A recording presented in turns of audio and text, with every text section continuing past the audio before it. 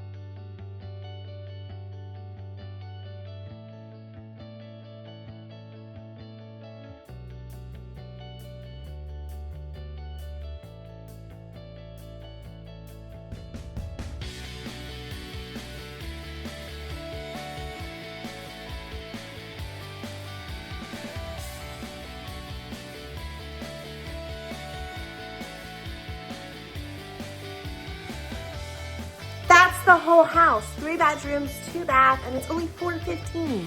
This community has so many amenities. It's really close to shopping and about 10 minutes probably to downtown Hendersonville, and you should check it out.